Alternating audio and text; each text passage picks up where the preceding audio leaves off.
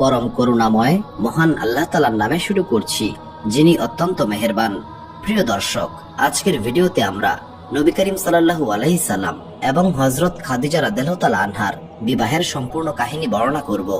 রাসূলুল্লাহ সাল্লাল্লাহু আলাইহি সাল্লাম তার প্রথম জীবনে একবার হযরত খাদিজা রাদিয়াল্লাহু তাআলা আনহার ব্যবসার মালামাল নিয়ে সিরিয়া গিয়েছিলেন। এই ব্যবসায়ী কাফেলা তাদের সমস্ত মালামাল বিক্রি করে মক্কার উদ্দেশ্যে রওনা দিয়েছিল এবং 24 থেকে 25 দিন সফরের পর জুফা নামক স্থানে এসে পৌঁছায়। এই জুফা নামক স্থানটি মক্কা থেকে প্রায় 150 কিলোমিটার দূরত্বে অবস্থিত। সেই সময়ে আরবের একটি রীতি প্রচলিত ছিল, যখন কোনো কাফেলা সফলভাবে বাণিজ্য থেকে ফেরত আসতো এবং ব্যবসায় ভালো পরিমাণ মুনাফা করত, তখন তারা এটা আশা করত যে শহরে ঢোকার সময় লোকজন তাদেরকে স্বাগত জানাবে এবং তাদেরকে অভিনন্দন জানাবে, কারণ এই কাফেলা তাদের ব্যবসার সমস্ত সামগ্রী বিক্রি করে এসেছে এবং তাদের প্রত্যেকের নিকট প্রচুর পরিমাণে অর্থ রয়েছে। তাদের নিকট প্রচুর পরিমাণে অর্থ থাকার কারণে তারা কোনো নির্জন জায়গায় থামতো না। মক্কার আগে সবচেয়ে বড় শহর ছিল জুফা। জুফার পর মক্কা পর্যন্ত আর বড় কোনো জনবসতি ছিল না, তাই কাফেলাকে সেখানেই থামানো হলো এবং তারপর প্রতিটি ব্যক্তি তাদের একজন করে দাসকে মক্কায় পাঠালো, যাতে সেই দাস মক্কায় গিয়ে লোকজনদেরকে তাদের আগমনের খবর জানাতে পারে। হযরত খাদিজা রাদিয়াল্লাহু তাআলা আনহার দাসের নাম ছিল মাইসারা। মূলত তার দায়িত্ব ছিল মক্কায় গিয়ে হযরত খাদিজা রাদিয়াল্লাহু তাআলা আনহাকে খবর পৌঁছে দেয়া। কিন্তু মাইসারা নবী করিম সাল্লাল্লাহু আলাইহি সাল্লামকে অনুরোধ করলেন, আজ পর্যন্ত আমার মালিক খাদিজা তাহিরা কখনো ব্যবসায় এত পরিমাণ লাভ করতে পারে নাই। নিঃসন্দেহে এটা তার জন্য একটি বিশাল বড় সুসংবাদ। আমার মনের একান্ত ইচ্ছা হলো আপনি নিজেই সেখানে চলে যান এবং এই সুসংবাদটি আপনি নিজে তাকে প্রদান করুন। রাসূলুল্লাহ সাল্লাল্লাহু আলাইহি সাল্লাম বললেন, আমি অবশ্যই তোমার মনের ইচ্ছা পূরণ করব। নবী করিম সাল্লাল্লাহু আলাইহি সাল্লাম সামনের দিকে এগিয়ে গেলেন। সামনে একটি ছোট্ট পাহাড়ি টিলা ছিল। সেখানে নবী করিম সাল্লাল্লাহু আলাইহি সাল্লাম পৌঁছালেন এবং এক মুহূর্তের জন্য সেই টিলার পাশে গিয়ে দাঁড়ালেন। মাইসারা মনে করলেন, এখন যেহেতু সকালবেলা, তাই সম্ভবত নবী করিম সাল্লাল্লাহু আলাইহি সাল্লাম বিশ্রাম করবেন এবং সন্ধ্যার দিকে যাত্রা করবেন। মাইসারা ছিলেন একজন দাস, তাই এই সমস্ত ব্যাপারে হস্তক্ষেপ করার অধিকার তার ছিল না। সেই জন্য তিনি নীরব রইলেন। কাফেলার বাকি ব্যবসায়ীরা সবাই আনন্দ করছিলেন, কেউ কেউ বিশ্রাম নিয়ে ক্লান্তি দূর করছিলেন, আর অন্যদিকে দাসেরা দ্রুত ছুটে যাচ্ছিল মক্কার দিকে। সেই দিন সকালবেলা হযরত খাদিজা রাদিয়াল্লাহু তাআলা আনহা তার দাসীদেরকে সঙ্গে নিয়ে ছাদে বসেছিলেন। তিনি রেশমি কাপড়ের একটি তাঁবুর নিচে বসে গল্প করছিলেন। হঠাৎ খাদিজা তাহিরার মনে হলো আকাশে একটি নূর উদ্ভাসিত হয়েছে। তিনি প্রথমে ভেবেছিলেন এটা হয়তো সূর্যের আলো হবে। সঙ্গে সঙ্গে তিনি অনুভব করলেন এই নূর কোনোভাবেই সূর্যের আলো হতে পারে না। তিনি ভয় পেয়ে পেছনের দিকে তাকালেন এবং দেখলেন জান্নাতুল মাওয়ার কবরস্থানের পেছনের পাহাড়গুলো থেকে একটি নূর উদ্ভাসিত হয়েছে। আরো ভালোভাবে দেখার পর তার মনে হলো সেখানে একটি গম্বুজের মতো কিছু তৈরি হয়েছে, যা সোনা ও রূপা দিয়ে তৈরি এবং ইয়াকুত ও মূল্যবান পাথরের মালা গম্বুজ থেকে ঝুলে রয়েছে। এই গম্বুজটি এমন ভাবে একটি উট এবং তার আরোহীর মাথার উপর রয়েছে যেন উট এবং আরোহী সেই গম্বুজের ভেতরে দৃশ্যমান এবং সেই নূর সেই গম্বুজ থেকেই উদ্ভাসিত হচ্ছে। হযরত খাদিজা রাদিয়াল্লাহু তাআলা আনহা ভয় পেয়ে গেলেন। তিনি ভাবতে লাগলেন, আমার কোনো ভুল হচ্ছে না তো? তিনি তার দাসীদেরকে জিজ্ঞাসা করলেন, আমি যা দেখতে পাচ্ছি তোমরাও কি সেটাই দেখতে পাচ্ছ? সবাই পেছনে ফিরল এবং নিশ্চিত করল, হে খাদিজা তাহিরা, আপনি যা দেখতে পাচ্ছেন আমরাও তাই দেখতে পাচ্ছি। এমন অদ্ভুত বিষয় আমরা আগে কখনো লক্ষ্য করিনি। হযরত খাদিজা রাদিয়াল্লাহু তাআলা আনহা গভীর মনোযোগ দিয়ে দৃশ্যটি আবারও দেখলেন এবং বললেন, এই উটটিকে আমার পরিচিত মনে হচ্ছে এটা আমারই উট। দাসীরা অবাক হয়ে বলল, হে খাদিজা তাহিরা, এটা কিভাবে সম্ভব? আপনার উট তো মাইসারার সঙ্গে সিরিয়ায় বাণিজ্যের উদ্দেশ্যে গিয়েছে, সেই উট এখন এখানে কিভাবে আসবে? খাদিজা তাহিরা বললেন, উটের আরোহীকেও আমি চিনতে পেরেছি, মনে হচ্ছে উনি আবু তালিবের ভাতিজা। খাদিজা রাদিয়াল্লাহু তাআলা আনহা এবং তার দাসীরা সেই নূরের দিকে তাকিয়ে রইল এবং হঠাৎ করে সেই নূরের গম্বুজ অদৃশ্য হয়ে গেল এবং নূরের আলো কিছুটা কমতে শুরু করলো, কারণ মহান আল্লাহ তাআলা তার প্রিয় নবীর মর্যাদা তখনও গোপন রাখতে চাইলেন। এরপর সেই উট আরোহী মক্কার সরু গলির মধ্যে প্রবেশ করলো, ফলে খাদিজা তাহিরা আর দেখতে পেলেন না। কিছুক্ষণ পর খাদিজা তাহিরার বাড়ির দরজায় কড়া নাড়ার শব্দ হলো। একজন দাস এসে বলল, আবু তালিবের ভাতিজা মুহাম্মদ এসেছেন, যিনি সিরিয়া সফরে গিয়েছিলেন। তখনই হযরত খাদিজা তাহিরা নিজেকে সামলাতে না পেরে দৌড়ে দরজার দিকে এগিয়ে গেলেন। সবাই বিস্মিত হয়ে দেখতে লাগলো, যার খিদমতে 70 জন দাসী রয়েছে তিনি নিজে এমন ভাবে দরজার দিকে ছুটে যাচ্ছেন। খাদিজা রাদিয়াল্লাহু তাআলা আনহা নবী করিম সাল্লাল্লাহু আলাইহি সাল্লামকে তার ঘরে প্রবেশ করতে বললেন এবং প্রশ্ন করলেন, আপনি বাণিজ্য সফর থেকে কবে ফেরত এসেছেন? হযরত খাদিজা রাদিয়াল্লাহু তাআলা আনহা এইটা ভেবে দোটানায় ছিলেন যে এই উটের আরোহী কি তিনিই ছিলেন নাকি নিজের ঘর থেকে এসেছেন। নবী করিম সাল্লাল্লাহু আলাইহি সাল্লাম বললেন, আমি এই মাত্র মক্কায় প্রবেশ করেছি এবং এখন পর্যন্ত কাবার দিকে যাইনি। আমি এসেছি আপনাকে জানাতে আপনার কাফেলা চলে এসেছে এবং ব্যবসার সমস্ত মালামাল বিক্রি হয়ে গেছে এবং আপনার দাস মাইশারাও চলে এসেছে। এরপর তারা কিছুক্ষণ ব্যবসায়িক আলোচনা করলেন। হযরত খাদিজা তাহিরা জিজ্ঞাসা করলেন, কাফেলা এখন কোথায় অবস্থান করছে? উত্তরে নবী করিম সাল্লাল্লাহু আলাইহি সাল্লাম বললেন, কাফেলা এখন জুফায় অবস্থান করছে। খাদিজা রাদিয়াল্লাহু তাআলা আনহা অত্যন্ত বিস্মিত হয়ে বললেন, তার মানে আজকে সকাল বেলায় আপনি কাফেলা থেকে রওনা দিয়েছিলেন এবং এত তাড়াতাড়ি এখানে চলেও এসেছেন, অথচ জুফা থেকে এখানে আসতে অন্তত 2 দিন সময় লাগার কথা। নবী করিম সাল্লাল্লাহু আলাইহি সাল্লাম বললেন, আমি যা বলেছি একদমই সত্য বলেছি। এরপর খাদিজা রাদিয়াল্লাহু তাআলা আনহা আর কোনো প্রশ্ন করলেন না। নাশতার আয়োজন করা হলো এবং জমজমের মশক আনা হলো নবী করিম সাল্লাল্লাহু আলাইহি সাল্লামের খিদমতের উপহার হিসেবে। জমজমের পানি ও খাবার আনার পর খাদিজা রাদিয়াল্লাহু তাআলা আনহা বললেন, যদি আপনার কোনো সমস্যা না থাকে তবে আমি আপনাকে আরেকটি প্রস্তাব করছি, সেটি হলো আপনি আবার কাফেলার নিকটে ফিরে যান এবং তাদের সঙ্গে আবারও এখানে ফেরত আসুন। হযরত খাদিজা রাদিয়াল্লাহু তাআলা আনহার উদ্দেশ্য এটা ছিল যে তিনি নিশ্চিত হতে চাইলেন যে নূর তিনি কিছুক্ষণ আগেই দেখেছিলেন সেটা কি চোখের ভ্রম ছিল নাকি সত্যি ছিল, এবং সেই নূর কি এই যুবকের সঙ্গেই ছিল নাকি কাকতালীয় কোনো ঘটনা ছিল। ব্যাপারটা এমনও হতে পারে অন্য কোনো ব্যক্তি হয়তো সেই পথ দিয়েই যাচ্ছিল এবং তার কারণেই সেই নূর উদ্ভাসিত হয়েছে। নবী করিম সাল্লাল্লাহু আলাইহি সাল্লাম খাদিজা রাদিয়াল্লাহু তাআলা আনহার এই অনুরোধ সাদরে গ্রহণ করলেন। নবী করিম সাল্লাল্লাহু আলাইহি সাল্লাম বাড়ি থেকে বের হলেন এবং জুফার দিকে পুনরায় রওনা হলেন। তিনি আবারও কাফেলার নিকটে ফেরত গেলেন। সেখানে পৌঁছানোর সঙ্গে সঙ্গে মাইশারা বললেন, এতক্ষণে অনেক দেরি হয়ে গেছে, সমস্ত দাসেরা মক্কার উদ্দেশ্যে রওনা হয়ে গেছে, আপনাকে এখনই মক্কার উদ্দেশ্যে রওনা হতে হবে, যাতে আমাদের মালিক অন্য মালিকদের মতো তার ব্যবসার সফলতার খবর জানতে পারে। নবী করিম সাল্লাল্লাহু আলাইহি সাল্লাম মুচকি হাসলেন এবং বললেন, আমি তো খাদিজা তাহিরাকে ইতিমধ্যেই সুসংবাদ জানিয়ে এখানে ফেরত এসেছি। মাইশারা বিশ্বাস করতে পারছিল না। সে ভয়ে ভয়ে বলল, আপনি কি বলছেন? আমি তো আপনাকে ওই টিলার পেছনে বিশ্রাম করতে দেখেছিলাম, ভেবেছিলাম কিছুক্ষণ বিশ্রাম করবেন, কিন্তু আপনি বলছেন মক্কায় গিয়ে আবার ফিরেও এসেছেন। নবী করিম সাল্লাল্লাহু আলাইহি সাল্লাম তখন সেই নাশতার ব্যাগটি বের করলেন এবং বললেন, তুমি তো তোমার মালিকের বাড়িতে অনেক দিন ধরেই রয়েছো, দেখো তো চিনতে পারো কিনা এই খাবার কোন ঘরের রান্না। এরপর জমজমের মশকটি রাখলেন, যার উপর খাদিজা তাহিরার সিলমোহর ছিল, যে সিলমোহর ব্যবসায়ীরা তাদের প্রতিটি সামগ্রীতে লাগাতেন। মাইশারা বিস্ময়ে হতবাক হয়ে তাকিয়ে রইল। এগুলো এমন অকাট্য প্রমাণ ছিল যা অস্বীকার করা সম্ভব ছিল না। আনন্দে মাইশারা এগিয়ে গেলেন এবং কাফেলার নিকটে যাদেরকেই পেলেন তাদের সবাইকে এই আশ্চর্য ঘটনা খুলে বললেন। মাইশারার কথা শুনে অনেকেই বলল, এখন তুমি যাই বলবে আমরা তাই বিশ্বাস করব, কারণ এই বাণিজ্যের যাত্রা পথে আমরা এই যুবকের এমন সব অলৌকিক ঘটনা প্রত্যক্ষ করেছি যা অস্বীকার করা অসম্ভব। কিন্তু আবু জেহেল বলল, এটা তো হতেই পারে, কারণ মুহাম্মদ একজন জাদুকর, আর জাদুকরের নিকট থেকে যে কোনো কিছুই প্রত্যাশা করা যায়। যাই হোক, আবু জেহেলের দল নবী করিম সাল্লাল্লাহু আলাইহি সাল্লামকে জাদুকর মনে করেছিল, কিন্তু অন্যদিকে বাকি সবাই বলছিল, আমরা নিজেরাই বিশ্বাস করে নিয়েছি আব্দুল্লাহর পুত্র মুহাম্মদ যে কোনো মুজিজা দেখাতে পারে। 2 দিন পর কাফেলা মক্কার দিকে রওনা হলো এবং সেখানে পৌঁছার পর অত্যন্ত সম্মান ও শান শওকতের সঙ্গে এই কাফেলাকে স্বাগত জানানো হলো, কারণ মক্কার ইতিহাসে এর আগে কোনো কাফেলা এতটা সফল হয়ে ফেরত আসতে পারেনি। যখন কাফেলা মক্কার নিকটে পৌঁছালো এবং মক্কার ঘরবাড়ি দৃশ্যমান হলো, তখন মাইশারা একটি প্রস্তাব দিল।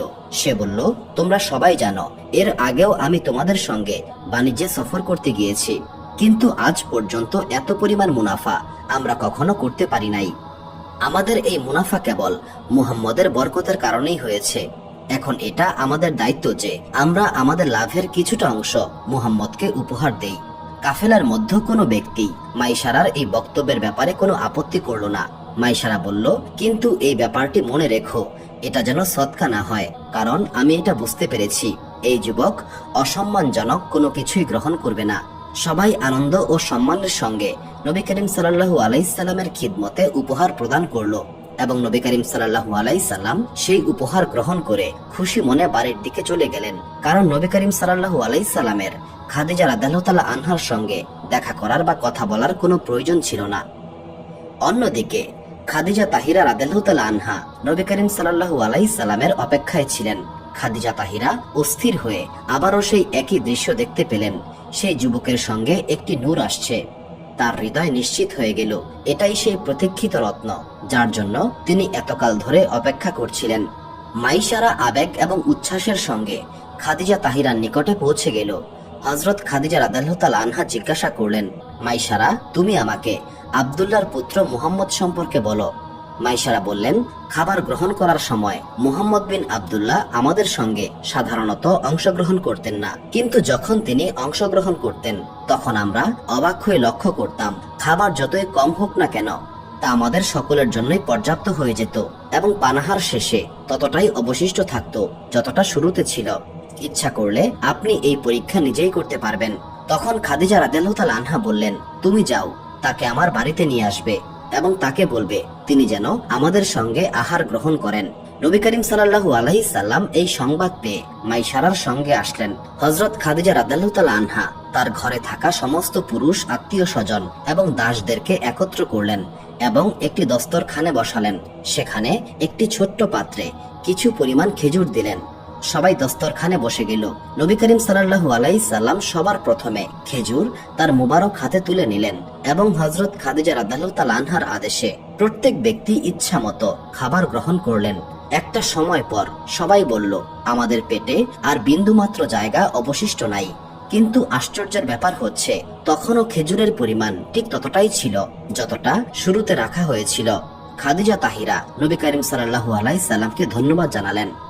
পানাহারের পর নবী করিম সাল্লাল্লাহু আলাইহি সাল্লাম নিজের বাড়িতে চলে গেলেন। অন্যদিকে খাদিজা মাইশারার প্রতি এতটাই সন্তুষ্ট হলেন যে তিনি বললেন, মাইশারা, আমি আজ তোমাকে আজাদ করে দিলাম। তোমার স্ত্রী যিনি আমার দাসী ছিলেন তাকেও আজাদ করে দিলাম। তোমার সন্তানরা যারা আমার দাস ছিল আমি তাদেরকেও মুক্ত ঘোষণা করলাম। এরপর হযরত খাদিজা রাদিয়াল্লাহু তাআলা আনহা মাইশারাকে এক টুকরো জমি, 2টি উট এবং প্রচুর পরিমাণে সোনা ও রূপার মুদ্রা দান করলেন।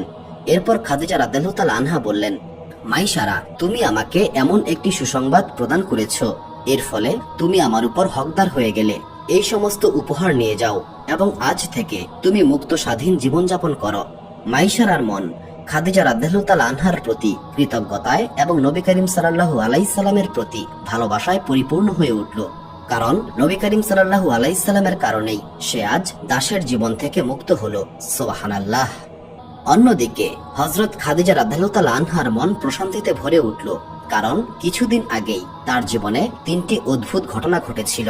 প্রথম ঘটনা, একবার হযরত খাদিজা রাদিয়াল্লাহু তাআলা আনহা তার দাসীদের সঙ্গে কাবার সামনে বসেছিলেন। তখন একজন ইহুদি আলেম সেখান দিয়ে যাচ্ছিলেন।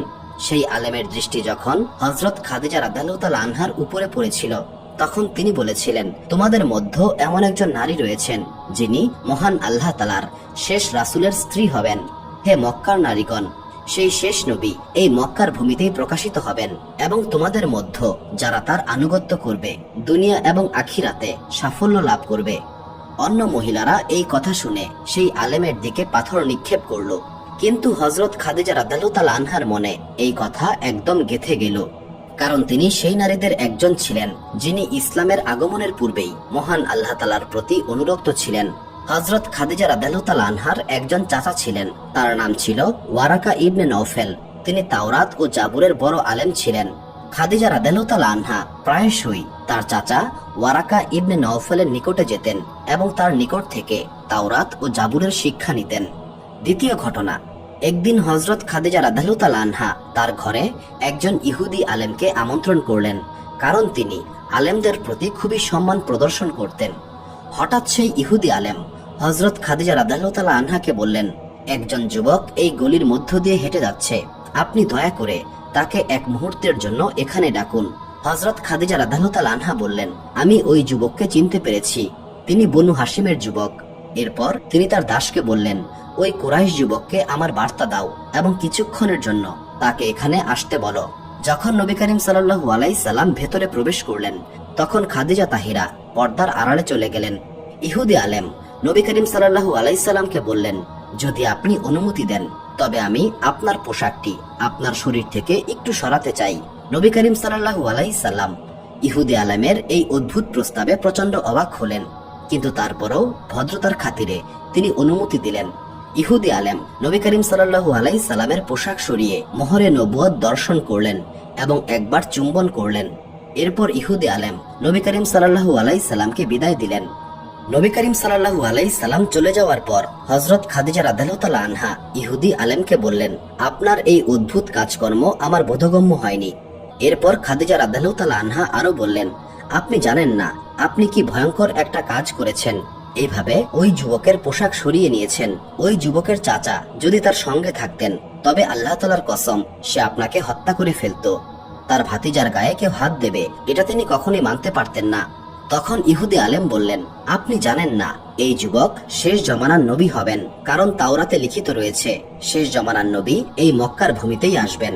তার পিতা তার জন্মের আগেই ইন্তেকাল করবেন, তার দাদা শৈশবেই মারা যাবেন এবং তার চাচা তাকে লালন পালন করবেন। খাদিজা রাদিয়াল্লাহু তাআলা আনহা বললেন, এই সমস্ত লক্ষণ তার মধ্যে রয়েছে, কিন্তু আপনি কি করে নিশ্চিত হলেন এই যুবকই সেই ব্যক্তি?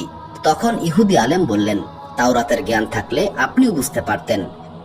এবং এই আরবের ভূমি থেকেই একজন নারী তার নবুয়ত প্রাপ্তির আগেই তার সঙ্গে বিবাহ বন্ধনে আবদ্ধ হবেন এবং সেই নারী পৃথিবীর সবচেয়ে সৌভাগ্যবতী হবেন।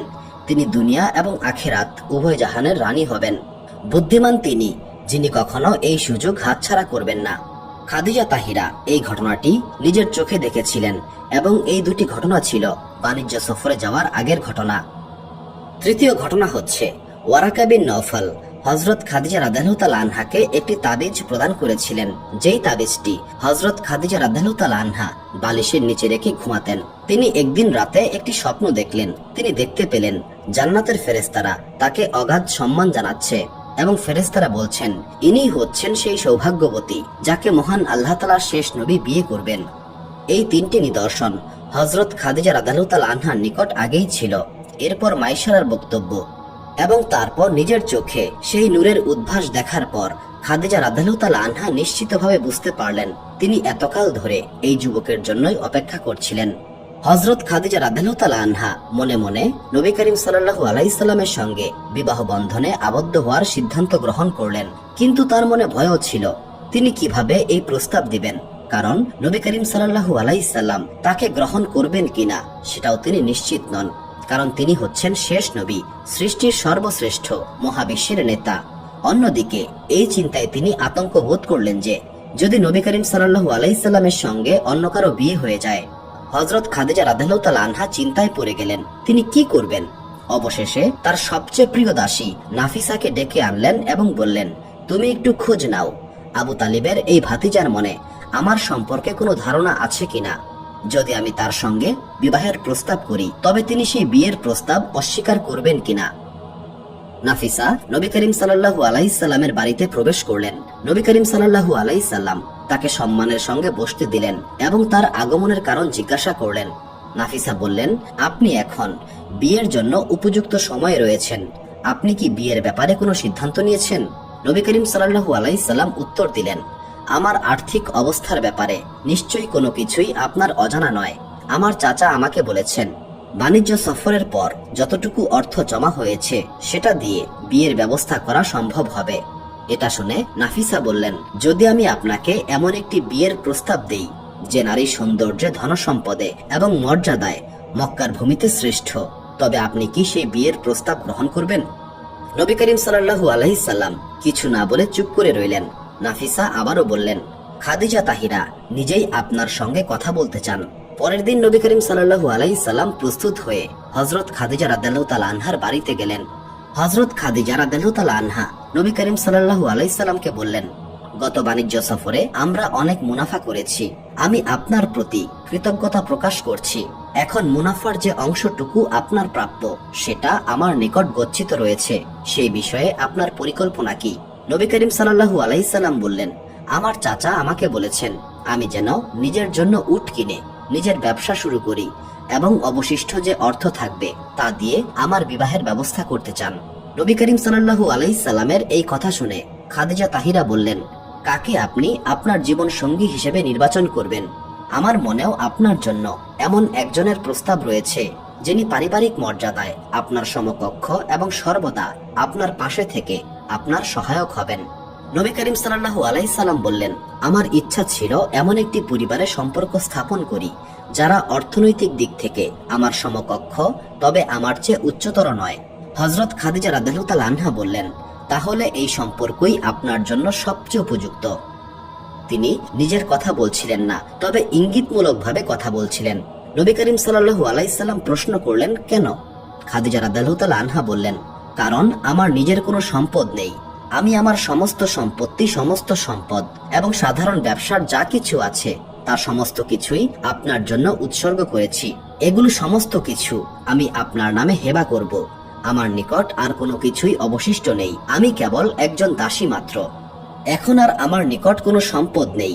এখন আপনি আমার চেয়ে বেশি সম্পদের মালিক। আমি তো কেবল একজন দাসীর মতো হয়ে থাকব।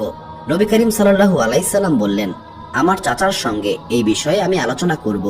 এরপর নবী করিম সাল্লাল্লাহু আলাইহিস সাল্লাম তার চাচা আবু তালিবের নিকটে গেলেন।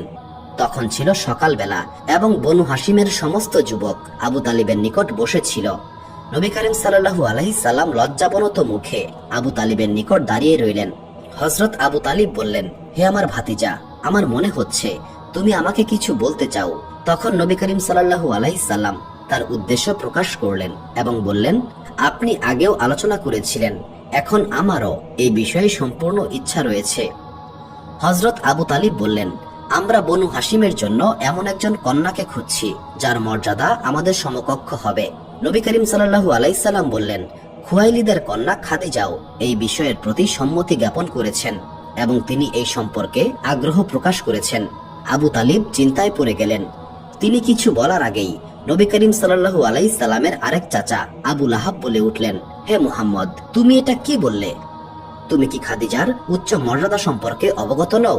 অমুক অঞ্চলের বাদশাহ তার নিকট প্রস্তাব পাঠিয়েছিলেন যা তিনি প্রত্যাখ্যান করেছেন।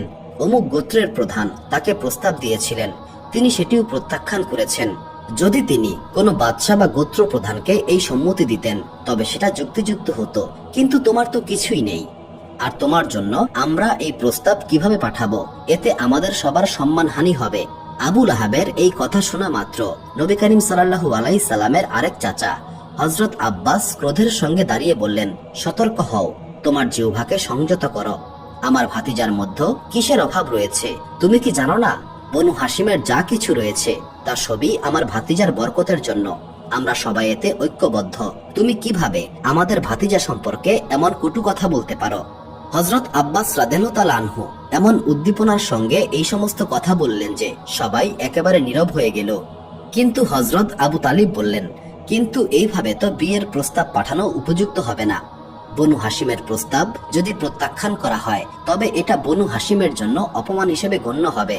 আমরা খুব ভালো করেই জানি আমাদের ভাতিজা মুহাম্মদ কখনো মিথ্যা বলে না, কিন্তু এরপরেও খাদিজা তাহিরার মতামত জানাটা খুবই জরুরি।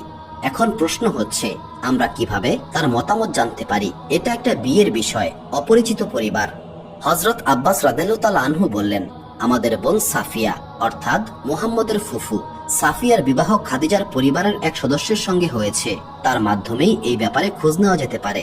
পরের দিন হযরত সাফিয়া অর্থাৎ নবী করিম সাল্লাল্লাহু আলাইহিস সাল্লামের ফুফু খাদিজার বাড়িতে উপস্থিত হলেন এবং সঙ্গে সঙ্গেই খাদিজা রাদিয়াল্লাহু তাআলা আনহা বুঝতে পারলেন তিনি কেন এসেছেন।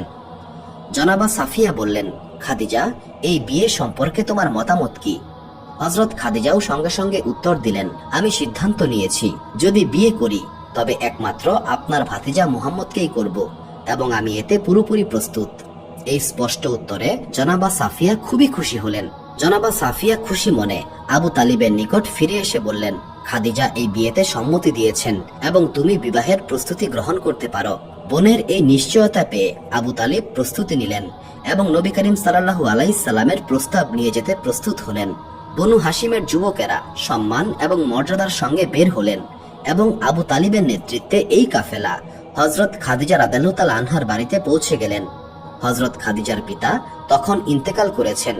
তার চাচা আমর বিন আসাদ তখন জীবিত ছিলেন এবং তিনিই ছিলেন গোত্র প্রধান। আনুষ্ঠানিক আলাপচারিতার পর হযরত আবু তালিব তার সামনে এই বিবাহের প্রস্তাব পেশ করলেন। আমর বিন আসাদ বললেন, খাদিজা তাহিরার বিষয়ে আমি নিজে কখনো হস্তক্ষেপ করি না। খাদিজা সম্পূর্ণ স্বাধীন, তিনি নিজের ইচ্ছায় সিদ্ধান্ত নেন। তবে আপনার প্রস্তাব শোনার পর আমি আগেই বলতে পারি এই বিষয়ে খাদিজাকে সিদ্ধান্ত নেবেন। খাদিজা কখনোই এই প্রস্তাবে সম্মতি দেবেন না। অনেক গোত্র প্রধানদের প্রস্তাব তিনি প্রত্যাখ্যান করেছেন, এমনকি অনেক রাজা বাদশারও প্রস্তাব তিনি ফিরিয়ে দিয়েছেন। এই প্রস্তাব তিনি কিভাবে গ্রহণ করবেন? তাই আমি এই প্রস্তাবটি প্রত্যাখ্যান করছি, কারণ আমি খাদিজার ইচ্ছা সম্পর্কে অবগত রয়েছি। হযরত আবু তালিবের জন্য এইটুকুই যথেষ্ট ছিল। হাশিমি মর্যাদা বোধ তখন ক্রোধে রূপান্তরিত হলো। তিনি প্রচন্ড রাগে দুঃখে বাইরে বেরিয়ে এলেন এবং নিজ বাড়ির উদ্দেশ্যে রওনা দিলেন। তিনি কিছুতেই বুঝতে পারছিলেন না তার বোন সাফিয়া তাকে যা বলেছিলেন, অন্যদিকে খাদিজার চাচা যা বললেন সেটা একদমই বিপরীত। অন্যদিকে হযরত খাদিজা রাদিয়াল্লাহু তাআলা আনহার নিকট এই খবর পৌঁছে গেল, বনু হাশিমের পরিবার বিবাহের প্রস্তাব নিয়ে এসেছিল, কিন্তু তাদের সেই প্রস্তাব প্রত্যাখ্যান করা হয়েছে। খাদিজা তাহিরা অত্যন্ত চিন্তিত হয়ে পড়লেন। চাচা তাদের প্রত্যাখ্যান করেছে, এখন আমি যদি আমার মতামত দিতেও চাই, চাচা এটাকে অপমান হিসেবে গ্রহণ করবেন। তিনি মনে করবেন আমি তার ভাতিজি হয়ে তাকে অমান্য করেছি। যদিও খাদিজা তাহিরা স্বাধীন ছিলেন, তবু স্বাধীনতার অর্থ এই নয় যে বয়োজ্যেষ্ঠদের সম্মান করবেন না। বনু হাশিমের পরিবারও আবু তালিবের সঙ্গে এসেছিল এবং আবু তালিবকে এই প্রস্তাব থেকে প্রত্যাখ্যান করা হয়েছে, তাই তারা আর কখনো ফেরত আসবেন না। এখন কি করা যায় তিনি কিছুতেই বুঝে উঠতে পারছিলেন না। তিনি অস্থির হয়ে গেলেন। হঠাৎ খাদিজা রাদিয়াল্লাহু তাআলা আনহার মনে পড়ল একজন ব্যক্তির কথা। একমাত্র এই ব্যক্তি তাকে মহাবিপদ থেকে উদ্ধার করতে পারবেন। হযরত খাদিজা রাদিয়াল্লাহু তাআলা আনহার চাচা ওয়ারাকা ইবনে নওফল ছিলেন এই গোত্রের অত্যন্ত বিচক্ষণ এবং একজন জ্ঞানী ব্যক্তি। সবাই তাকে খুবই মান্য করে চলত। নবুয়তের ব্যাপারে তিনি পূর্ণ বিশ্বাস রাখতেন। নবী করিম সাল্লাল্লাহু আলাইহি সাল্লামের নবুয়ত প্রাপ্তির ঠিক পরেই তার ইন্তেকাল হয়েছিল। তবে তিনি নবী করিম সাল্লাল্লাহু আলাইহি সাল্লামের রিসালাতের আগেই তাকে মেনে নিয়েছিলেন। ওয়ারাকা এমন একজন ব্যক্তি ছিলেন যার নিকট খাদিজা রাদিয়াল্লাহু তাআলা আনহা তার মনের কথা খুলে বলতে পারতেন, কারণ তারা সমবয়সী ছিলেন এবং তাদের মধ্যে একটি আন্তরিক সম্পর্ক ছিল। হযরত খাদিজা রাদিয়াল্লাহু তাআলা আনহা তার দাসীকে বললেন, আমার চাচা ওয়ারাকা বিন নওফেলকে আমার বার্তা দিয়ে এসো। বার্তা পেয়ে হযরত খাদিজা রাদিয়াল্লাহু তাআলা আনহার নিকটে ওয়ারাকা এলেন। ওয়ারাকার মনে খাদিজা রাদিয়াল্লাহু তাআলা আনহার প্রতি কন্যা সম ভালোবাসা ছিল। তিনি জিজ্ঞাসা করলেন, আমার প্রিয়তম কন্যা, তোমাকে খুবই চিন্তিত অবস্থায় দেখতে পাচ্ছি। হযরত খাদিজা রাদিয়াল্লাহু তাআলা আনহা বললেন, চিন্তিত হব না কেন? যার এই পৃথিবীতে কোনো সাথী নেই, যার দুঃখ দূর করার মতো কেউ নেই, তার মন ভালো থাকে কিভাবে? ওয়ারাকা বিন নওফেল মুচকি হেসে মজার ছলে বললেন, খাদিজা, এই দায় সম্পূর্ণ তোমার। বহু প্রস্তাব এসেছিল, কিন্তু তুমি সেগুলো প্রত্যাখ্যান করেছিলে। হযরত খাদিজা রাদিয়াল্লাহু তাআলা আনহা বললেন, আপনিই বলুন আমি কোন কোন প্রস্তাব প্রত্যাখ্যান করেছি। ওয়ারাকা বললেন, অমুক রাজা তমুক শাসক অমুক প্রধানের প্রস্তাব। খাদিজা বললেন, এসব তো মক্কার বাইরের প্রস্তাব, আমি আমার এই শহর ছাড়তে চাই না। ওয়ারাকা বললেন, মক্কার ভেতর থেকেও অনেক বড় বড় প্রস্তাব এসেছিল, যেমন আবু জেহেলের পুত্র উতবা ও সাইবার প্রস্তাব এসেছিল। খাদিজা রাদিয়াল্লাহু তাআলা আনহা বললেন, কিন্তু এরা তো সবাই পথভ্রষ্ট পৌত্তলিককে আমি কিভাবে বিয়ে করব? আপনার জানা মতে মক্কায় এমন কোন সৎ ব্যক্তি কি নেই যিনি আমার সঙ্গী হতে পারেন এবং তিনি পথভ্রষ্টও নন? ওরাকা ইবনে নওফল বললেন, মক্কায় এমন একজন ব্যক্তি রয়েছে, তিনি হলেন আব্দুল্লাহর এতিম পুত্র মুহাম্মদ। খাদিজা তাহিরা বললেন, এই পৃথিবীতে প্রতিটি মানুষের মধ্যেই কিছু না কিছু ত্রুটি রয়েছে, দয়া করে আমাকে বলুন তার মধ্যে কি কি ত্রুটি রয়েছে, যেন আমি এই সম্পর্ক নিয়ে সঠিক সিদ্ধান্ত নিতে পারি। ওয়ারাকা ইবনে নওফেল বললেন, ভালো মন্দ দুটো জানাই খুব জরুরি। আমি তাহলে বলছি মুহাম্মদের কি কি ত্রুটি রয়েছে। তিনি সেই ব্যক্তি যার বংশ অতুলনীয়, যার গোত্র দীর্ঘ ইতিহাস সমৃদ্ধ, যার চোখে সুরমা ভরা, যার আচার আচরণ অত্যন্ত সুন্দর, যার উদারতা সবার জন্য উন্মুক্ত, যার দানশীলতা ও অন্যের প্রতি দয়া সর্বজনীন। খাদিজা তাহিরা বললেন, এসব তো আপনি গুণাবলী বলছেন, আমি তার দোষ ত্রুটি জানতে চাইলাম। তিনি সেই ব্যক্তি যার অভ্যন্তরীণ চরিত্র তার বাহ্যিক রূপের চেয়েও উন্নত। তিনি সেই ব্যক্তি যার চাইতে শ্রেষ্ঠ আর কেউ নেই। তিনি এমন একজন যার বংশের তুলনা আর কারো নেই। এবার খাদিজা বিরক্ত হয়ে বললেন, আপনি সমস্ত কিছুই তার গুণের কথা বলছেন। ওয়ারাকা বিন নওফেল মুচকি হেসে আবারও বলতে শুরু করলেন, যার কপাল তারার চেয়েও বেশি উজ্জ্বল, যার সৌরভ মিশক ও আম্বরের চেয়েও বেশি মিষ্ট, যার কথা মধুর চেয়েও বেশি মিষ্টি, এবং যিনি চললে মনে হয় যেন পূর্ণিমার চাঁদ চলমান। খাদিজা রাদিয়াল্লাহু তাআলা আনহা বললেন, এইসব তো গুণাবলী, আমি ত্রুটি জানতে চাই। শেষমেশ ওয়ারাকা ক্লান্ত হয়ে বললেন, হে খাদিজা, আমি তার ত্রুটি কিভাবে বলবো? যদি তার কোনো ত্রুটিই না থাকে, সেই ত্রুটি আমি কোথায় খুঁজে পাবো? হযরত খাদিজা রাদিয়াল্লাহু তাআলা আনহা বললেন, আপনি যখন সাক্ষ্য দিচ্ছেন তখন এই ব্যাপারে আমার আর কোনো সন্দেহের অবকাশ নেই। তাহলে আপনি তার সঙ্গেই আমার বিবাহের ব্যবস্থা করে দিন। ওয়ারাকা ইবনে নওফেল বললেন, আমার প্রিয়তম কন্যা, এই ব্যাপারে আমি সহজে প্রবেশ করতে চাই না, তবে আমার একটি শর্ত আছে। আমাকে যদি এই কাজ করতেই হয়, তবে আমাকে এই কাজের বিনিময় দিতে হবে। হযরত খাদিজা রাদিয়াল্লাহু তাআলা আনহা ওয়ারাকার এই কথায় ভীষণ অবাক হলেন এবং বললেন, আপনি যা বিনিময় চাইবেন সবকিছুই পাবেন, ধন সম্পদ, উট ঘোড়া, সম্পত্তি, বাড়ি, আপনার যা দরকার। ওরাকা বললেন, খাদিজা, তুমি ভালো করেই জানো এই সমস্ত বিষয়ে আমার কোনো প্রয়োজন নাই। আমি সম্পদ চাই না, আমি আরো দামি জিনিস চাই। হযরত খাদিজা রাদিয়াল্লাহু তাআলা আনহা বললেন, আপনি বলুন আপনার কি প্রয়োজন, আমি আপনার দাবি পূরণ করব। ওয়ারাকা বললেন, খাদিজা, আমি জানি তোমার স্বামী কিয়ামতের দিন সমস্ত গুনাহগারদের মাফ করাতে সক্ষম হবে। সেই হিসাবের দিনের কথা ভাবলেই আমার শরীর ভয়ে কেঁপে ওঠে। তুমি শুধুমাত্র আমাকে একটি প্রতিশ্রুতি দাও, কিয়ামতের ময়দানে তোমার স্বামীকে বলে আমার জন্য সুপারিশ করাবে। খাদিজা রাদিয়াল্লাহু তাআলা আনহা বললেন, চাচা, আমি কিয়ামতের দিনে আপনার জন্য সুপারিশের প্রতিশ্রুতি দিচ্ছি। ওয়ারাকা বললেন, তাহলে আমিও আমার হৃদয় এবং আত্মা দিয়ে তোমার খিদমত করতে এবং এই সম্পর্ক স্থাপনে সাহায্য করতে প্রস্তুত রয়েছি। এখন আমাকে বলো, সমস্যাটা কি? তোমাকে এত চিন্তিত কেন দেখাচ্ছে? হযরত খাদিজা রাদিয়াল্লাহু তাআলা আনহা সমস্ত ঘটনা খুলে বললেন। সমস্ত কিছু শুনে ওয়ারাকা বললেন, চিন্তা করো না, অপেক্ষা করো, এই সমস্যার সমাধান আমি করব। এরপর তিনি বললেন, দুই পক্ষকে বোঝানোর দায়িত্ব আমার। এরপর প্রথমে তিনি আমর বিন আসাদের নিকটে গেলেন, যিনি তার ভাই এবং হযরত খাদিজা রাদিয়াল্লাহু তাআলা আনহার চাচা। সেখানে গিয়ে বললেন, হে আমর, তুমি এটা কি করেছো? তুমি কি সিংহ শিকারী হযরত হামজার তলোয়ারের কথা ভুলে গিয়েছো? তুমি বনু হাশিমের গোত্রকে অপমান করে তাদের প্রস্তাব প্রত্যাখ্যান করেছো। তুমি কি জানো না, বনু হাশিম যদি আমাদের বিরুদ্ধে তলোয়ার তুলে, তাহলে মক্কার কেউ আমাদের সমর্থনে এগিয়ে আসবে না, কেউই আমাদের পাশে থাকবে না। সবাই বনু হাশিমের পতাকার নিচে জড়ো হবে, আর আমাদের গোত্রের জন্য বেঁচে থাকাটা অত্যন্ত কঠিন হয়ে পড়বে। এই সম্মান, এই সম্পদ সবকিছুই বিলীন হয়ে যাবে। তুমি বনু হাশিমের প্রস্তাব প্রত্যাখ্যান করেছো। আমর বিন আসাদ বললেন, দেখো, এখানে দুটো বিষয় রয়েছে। বনু হাশিমের গোত্র থেকে যদি অন্য কারো জন্য প্রস্তাব আসতো, তাহলে আমি সেটা প্রত্যাখ্যান করতাম না, কিন্তু বনু হাশিম গোত্র তাদের পরিবারের একজন এতিমের প্রস্তাব নিয়ে এসেছে, আব্দুল্লাহর এতিম মুহাম্মদের জন্য, যার কোনো সম্পদ নেই। আমরা ইতিমধ্যে খাদিজার কারণে অনেক বড় বড় গোত্র প্রধানদের প্রস্তাব প্রত্যাখ্যান করেছি। এখন যদি তারা জানতে পারে তাদের প্রস্তাবগুলো ফিরিয়ে একজন এতিমের প্রস্তাব গ্রহণ করা হয়েছে, তাহলে সমস্ত মক্কা আমাদের বিরুদ্ধে চলে যাবে।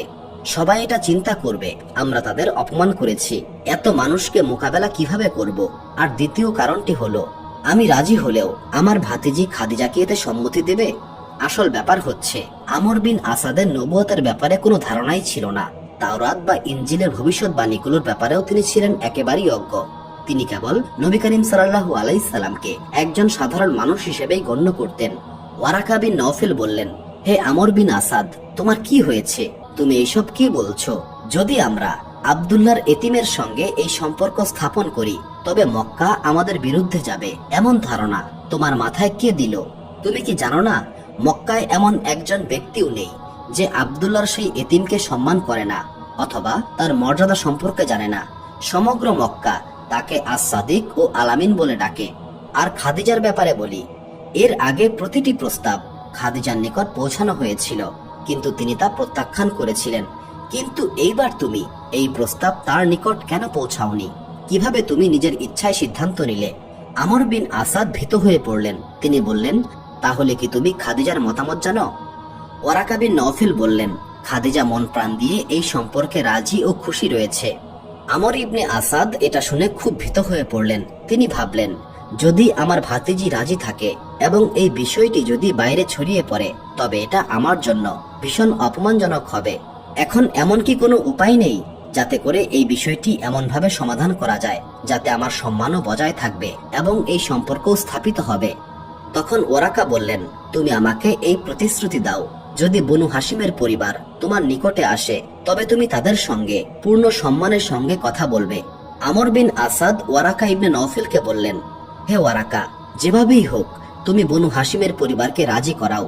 ওয়ারাকা ইবনে নওফল এরপর আবু তালিবের বাড়িতে এলেন। এই দিকে বনু হাশিম গোত্রের সমস্ত প্রবীণ এবং যুবকেরা একত্রিত হয়েছেন। তারা আলোচনা করছেন আজ প্রথমবারের মতো তাদের গোত্রের ইতিহাসে তাদেরকে এইভাবে খালি হাতে ফিরিয়ে দেওয়া হয়েছে। যুবকেরা যুদ্ধের আদেশের অপেক্ষায় রয়েছেন এবং অন্যদিকে প্রবীণরা রাগান্বিত হয়ে রয়েছেন। তবে আবু তালিব, যিনি এই গোত্রের সবচেয়ে বুদ্ধিমান ব্যক্তি, তিনি নীরব রয়েছেন, তার মাথা নিচু। এই সময় ওয়ারাকা ইবনে নওফেল প্রবেশ করলেন। ওয়ারাকা ইবনে নওফেল প্রবেশ করে বুঝতে পারলেন এই মুহূর্তে মজলিসের আবহাওয়া বেশ উত্তপ্ত। তিনি তাওরাত এবং জাবুরের একজন আলেম এবং মক্কার একজন জ্ঞানী ব্যক্তি হওয়ায় অত্যন্ত কৌশলে তিনি আবু তালিবের সঙ্গে কথা বললেন। তিনি এটা জানতেন হামজা বা আব্বাসের সঙ্গে কথা বলে কোনো লাভ নেই, কারণ সবাই তারা উত্তেজিত এবং আবেগপূর্ণ অবস্থায় ছিলেন। তাই তিনি সরাসরি আবু তালিবের নিকটে গেলেন এবং ভাইয়ের পক্ষ থেকে ক্ষমা চাইলেন এবং তিনি খাদিজা রাদিয়াল্লাহু তাআলা আনহার দুশ্চিন্তার কথা বললেন। বনু হাশিমের অপমানে খাদিজা কতটা দুঃখ পেয়েছেন সেটাও বললেন। অবশেষে তিনি বললেন, এই ব্যাপারটা এখনো বাইরে জানাজানি হয়নি এবং আপনার প্রতি যে আচরণ করা হয়েছে তার জন্য আমরা ক্ষমা প্রার্থী। এরপর নওফেল আবু তালিবের হাত ধরে ফেললেন এবং বললেন, এখন আপনি আমার সঙ্গে চলুন। ওয়ারাকা বিন নওফেল এইভাবে কৌশলে আবু তালিবকে রাজি করিয়ে ফেললেন। আবু তালিব রাজি হয়ে গেলেন। হামজা এবং আব্বাসও কিছু বলতে পারলেন না। সমগ্র পরিবার আবু তালিবকে অনুসরণ করতে লাগলো। অন্যদিকে আমর বিন আসাদ তাদেরকে অত্যন্ত সম্মান এবং আদরের সঙ্গে অভ্যর্থনা জানালেন এবং অবশেষে সম্পর্কটি ঠিক হয়ে গেল। বলা হলো, আমরা এই প্রস্তাব সাদরে গ্রহণ করছি। এরপর একটি তারিখ নির্ধারণ করা হলো। কোন তারিখটি নির্ধারিত হয়েছিল তার কোনো নির্দিষ্ট বর্ণনা আমরা কোরআন ও হাদিসে খুঁজে পাইনি। তবে জানা যায় খুব কাছাকাছি একটি তারিখ নির্ধারণ করা হয়েছিল যাতে অন্তত বিয়েটি দ্রুত সম্পন্ন করা যায়। কারণ আমর ইবনে আসাদ একটি অনুরোধ করেছিলেন। তিনি বলেছিলেন, এটা আমাদের গোত্রের এমন একজন নারীর বিয়ে যিনি মালিকাতুল আরব নামে পরিচিত। আমাদের প্রস্তুতির জন্য কিছুটা সময় দরকার। আমাদের সমস্ত গোত্রকে একত্রিত করতে হবে, এটা আমাদের সম্মানেরও বিষয়। তাই বনু হাশিম পরিবার প্রস্তাব রাখলো, এখন শুধুমাত্র বিয়েটা সম্পন্ন করা হোক, অনুষ্ঠান পরবর্তীতে করা যেতে পারে। আমর ইবনে আসাদ এতে সম্মতি দিলেন। অবশেষে নির্ধারিত দিনে খাদিজা রাদিয়াল্লাহু তাআলা আনহার পরিবার একটি ছোট্ট অনুষ্ঠানের আয়োজন করলো। সবাই প্রস্তুত ছিলেন। ইতিহাস বলে, যদিও প্রস্তুতির জন্য পর্যাপ্ত সময় ছিল না, তবু হযরত খাদিজা রাদিয়াল্লাহু তাআলা আনহা জানতেন যে এটা এমন একটি বিয়ে যার জন্য তিনি অনেক বছর যাবৎ ব্যাকুল ছিলেন। অল্প সময়ের মধ্যেই বিয়ের আয়োজন সম্পন্ন করা হয়। এর মধ্যে মক্কার অন্যান্য প্রধানরা আসতে শুরু করে, যারা অতিথি হিসেবে আমন্ত্রিত ছিলেন। এই সময় মাইশারা দেখলেন আবু জেহেলও প্রবেশ করছেন, কারণ তাকেও খাদিজার পরিবারের পক্ষ থেকে আমন্ত্রণ জানানো হয়েছিল। আবু জেহেল এলেন ঠিকই, তবে একেবারে শেষ মুহূর্তে। যখন তিনি মজলিসে প্রবেশ করলেন তখন দেখতে পেলেন একটি বড় তাঁবু স্থাপন করা হয়েছে এবং এর ভেতরে বিয়ের অনুষ্ঠানের আয়োজন চলছে। মেহমানদের জন্য দুই পাশে এবং সামনের দিকে চেয়ার রাখা হয়েছে এবং একেবারে সামনে একটি বড় চেয়ার স্থাপন করা হয়েছে। আবু জেহেল ভাবলেন, এই বড় চেয়ারটি নিশ্চয়ই তার জন্যই রাখা হয়েছে। তাই তিনি সামনে এগিয়ে সেই বড় চেয়ারে বসতে চাইলেন, কিন্তু মাইশারা এই দৃশ্য দেখে তাকে থামিয়ে বললেন, হে আবু জেহেল, নিজের অবস্থান চিনে নাও, এটা তোমার স্থান নয়, তোমাকে সাধারণ মেহমানদের সঙ্গেই বসতে হবে। আবু জেহেল লজ্জিত হয়ে ফিরে এসে সাধারণ চেয়ারে বসলেন। তখনই হঠাৎ শোরগোল উঠল, বরযাত্রী এসে গেছে এবং সবাই এই দৃশ্য দেখলেন যে হযরত আবু তালিবের পাশে নবী করিম সাল্লাল্লাহু আলাইহি সাল্লাম এমন মর্যাদার সঙ্গে প্রবেশ করলেন যে তার পরনে আব্দুল মুত্তালিবের পোশাক, আঙ্গুলে আকিকের লাল পাথরের আংটি, হাতে হযরত ইব্রাহিম আলাইহিস সালামের লাঠি এবং পায়ে হযরত ইলিয়াস আলাইহিস সালামের জুতো রয়েছে। এইভাবে নবী করিম সাল্লাল্লাহু আলাইহি সাল্লাম নবীদের মর্যাদা এবং গৌরব নিয়ে প্রবেশ করলেন। হযরত আবু তালিব তার পাশে, হামজা রাদিয়াল্লাহু তাআলা আনহু তলোয়ার হাতে সামনেই রয়েছেন, আব্বাস রাদিয়াল্লাহু তাআলা আনহু পেছন থেকে নিরাপত্তা দিচ্ছেন। বনু হাশিমের সমস্ত যুবক এবং গোত্রের প্রবীণরা নবী করিম সাল্লাল্লাহু আলাইহি সাল্লামকে নিয়ে সম্পূর্ণ মর্যাদার সঙ্গে এই বরযাত্রী মজলিসে প্রবেশ করলো। অতিথিরা অভ্যর্থনার জন্য দাঁড়িয়ে গেলেন, কিন্তু আবু জেহেল তখন মাত্র বসেছিল এবং সে দেখলো সবাই উঠে দাঁড়াচ্ছে। তবে তার অন্তরে যে অহংকার ও গর্ব ছিল এবং নবী করিম সাল্লাল্লাহু আলাইহি সাল্লামের সঙ্গে বাণিজ্য সফরের সময় যে হিংসা ও বিরোধ তার মনে জন্ম নিয়েছিল, এই কারণে সে নিজের জায়গায় বসে রইল। হামজা রাদিয়াল্লাহু তাআলা আনহু এই দৃশ্য সহ্য করতে পারলেন না। তিনি খোলা তলোয়ার হাতে নিয়ে এগিয়ে এলেন এবং আবু জেহেলের হাত এমন জোরে চেপে ধরলেন যে বর্ণনায় বলা হয়েছে আবু জেহেলের আঙ্গুল থেকে রক্ত বের হওয়া শুরু করেছিল। তিনি বললেন, তুমি এটা কি ধরনের বেয়াদবি করলে? আমার ভাতিজা আসছে, মক্কার সব গোত্র প্রধানরা দাঁড়িয়ে গেছে, আর তুমি এইভাবে বসে রয়েছো, তোমাকে দাঁড়াতে হবে। যন্ত্রণার তীব্রতায় কাতর হয়ে আবু জেহেল দাঁড়িয়ে গেল। আবু তালিব এই দৃশ্য দেখে বললেন, হামজা, এটা বিয়ের অনুষ্ঠান, মেহমানরা এসেছেন, এই সময় কোনো বিবাদ করো না। হামজা, যিনি আবু জেহেলকে শাস্তি দিতে চেয়েছিলেন, তার ভাই আবু তালিবের কথায় ফেরত এলেন। এরপর নবী করিম সাল্লাল্লাহু আলাইহি সাল্লামকে এনে সেই বড় চেয়ারে বসানো হলো। এক পাশে হযরত আবু তালিব বসলেন এবং অন্য পাশে খাদিজা রাদিয়াল্লাহু তাআলা আনহার চাচা আমর বিন আসাদ বসলেন এবং তার পাশে ওয়ারাকা ইবনে নওফেল। সবাই বসে আছেন। কিছুক্ষণ পর বিয়ের অনুষ্ঠান শুরু হলো। বিভিন্ন বর্ণনা মতে এই বিয়েতে মোহরানার পরিমাণ ছিল 20টি উট, 1.5 ওজন সোনা অথবা 400টি সোনার মুদ্রা। এরপর ওয়ালিমার আয়োজন করা হলো। এটা এত আড়ম্বরপূর্ণ হলো যে একটি উট হযরত আবু তালিব নিজের পক্ষ থেকে কোরবানি করেন, একটি উট নবী করিম সাল্লাল্লাহু আলাইহি সাল্লাম তার নিজের সম্পদ থেকে কোরবানি করেন এবং হযরত খাদিজা রাদিয়াল্লাহু তাআলা আনহা অনেকগুলো উট তার সম্পদ থেকে কোরবানি করেন। খাদিজা রাদিয়াল্লাহু তাআলা আনহা বিয়ের পরে বললেন, এবার আমি আমার প্রতিশ্রুতি পূরণ করতে চাই, সেই প্রতিশ্রুতি যা আমি বিয়ের আগে আপনার সঙ্গে করেছিলাম। বিয়ের পর আমার সমস্ত সম্পদ ও সম্পত্তি আপনার হবে। এবং তিনি আরো বললেন, আমি আপনার দাসী হয়ে থাকব। আমি সেই প্রতিশ্রুতি পূরণ করতে চাই। তাই আজ থেকে আমার সমস্ত সম্পদ, আমার সমস্ত পশু, আমার সমস্ত সম্পত্তি, আমার সমস্ত দাস, আমার সমস্ত দাসী, আমার সমস্ত ব্যবসার সামগ্রী, আমার সমস্ত সোনা রূপা, এমনকি আমি নিজেও এখন থেকে আপনার। এগুলো আমি আপনার নামে হেবা করে দিয়েছি। তিনি সমস্ত কিছু নবী করিম সাল্লাল্লাহু আলাইহি সাল্লামের হাতে তুলে দিলেন। সুবহানাল্লাহ। ইতিহাস বলে, যখন খাদিজা রাদিয়াল্লাহু তাআলা আনহা তার সমস্ত সম্পদ নবী করিম সাল্লাল্লাহু আলাইহি সাল্লামের নিকট তুলে দিয়েছিলেন, তখন তার নিকট আর কিছুই অবশিষ্ট ছিল না এবং তিনি সত্যিকার অর্থেই একজন দাসীর মতো হয়ে গিয়েছিলেন। বিয়ের কিছুদিন পর নবী করিম সাল্লাল্লাহু আলাইহি সাল্লাম খাদিজার বাড়িতে চলে গেলেন, যা এখন তার নিজের ঘর হয়ে গেছে। এরপর রাসূলুল্লাহ সাল্লাল্লাহু আলাইহি সাল্লাম খাদিজা রাদিয়াল্লাহু তাআলা আনহার ব্যবসাকে আরো সম্প্রসারিত করলেন। তখন মক্কার লোকেরা অবাক হয়ে দেখল, হাতে এত সম্পদ আসার পরেও এই যুবকের সততা এবং বিশ্বস্ততায় কোনো পরিবর্তন আসেনি। ইতিহাস বলে, হযরত খাদিজা রাদিয়াল্লাহু তাআলা আনহার বিপুল সম্পদ যখন নবী করিম সাল্লাল্লাহু আলাইহি সাল্লামের হস্তগত হলো, তখন সমগ্র মক্কা বিস্ময়ের সঙ্গে দেখল, সম্পদের দিক থেকে মুহাম্মদ এখন মক্কার সবচেয়ে সমৃদ্ধশালী ব্যক্তি হয়ে গেলেন। কিন্তু এরপরেও তার সততা এবং বিশ্বস্ততায় কোনো পরিবর্তন আসেনি। সেই একই আচরণ, একই শিষ্টাচার তিনি বজায় রেখেছেন। মানুষ বলতে লাগলো, আমরা তাকে আগেও আলামিন বলতাম, কিন্তু এখন তার সততা এবং বিশ্বস্ততা নিয়ে আর কোনো সন্দেহের অবকাশই রইল না।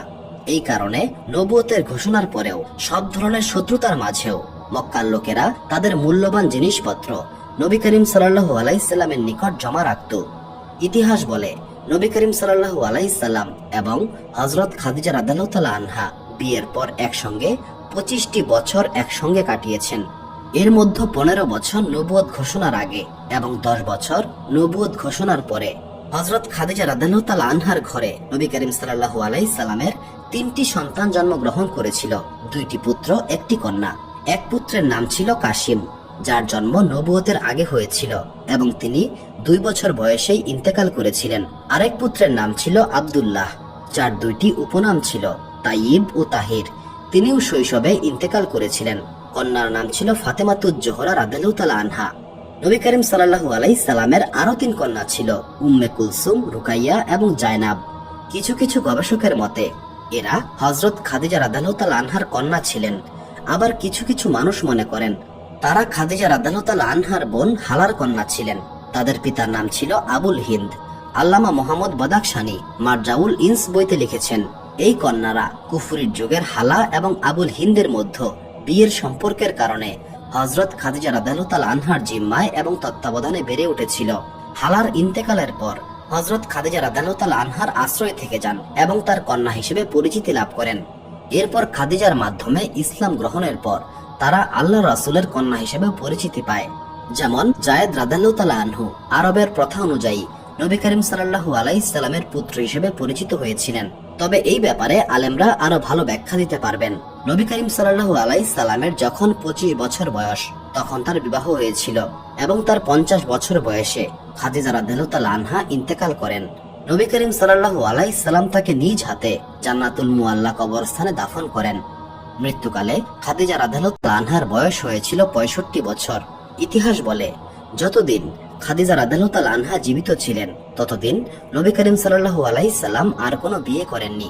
সব শেষে শুধু এতটুকুই বলবো, লক্ষ লক্ষ সালাম এই উম্মুল মুমিনিন হযরত খাদিজা রাদিয়াল্লাহু তাআলা আনহার প্রতি, যিনি এত সম্পদের মালিক ছিলেন যাকে মালিকাতুল আরব বলা হতো, যিনি নবী করিম সাল্লাল্লাহু আলাইহি সাল্লামের সঙ্গে বিয়ের পর তার সমস্ত সম্পদ নবী করিম সাল্লাল্লাহু আলাইহি সাল্লামের হাতে তুলে দিয়েছিলেন এবং তা ইসলামের জন্য ব্যয় করেছিলেন।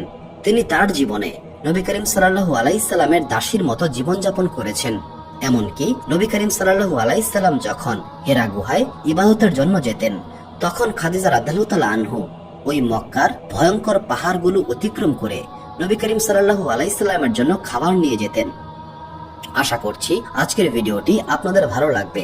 সুপ্রিয় দর্শক মণ্ডলী, প্রতিদিন নতুন নতুন ভিডিও পেতে আমাদের চ্যানেলটি অবশ্যই সাবস্ক্রাইব করুন এবং পাশে থাকা বেল আইকনটি প্রেস করতে অবশ্যই ভুলবেন না এবং সেই সাথে আপনার যে কোনো মতামত আমাদের জানাতে আমাদের ভিডিওতে অবশ্যই কমেন্ট করুন। আশা করি আপনারা সবাই ভালো থাকবেন এবং সুস্থ থাকবেন। আসসালামু আলাইকুম।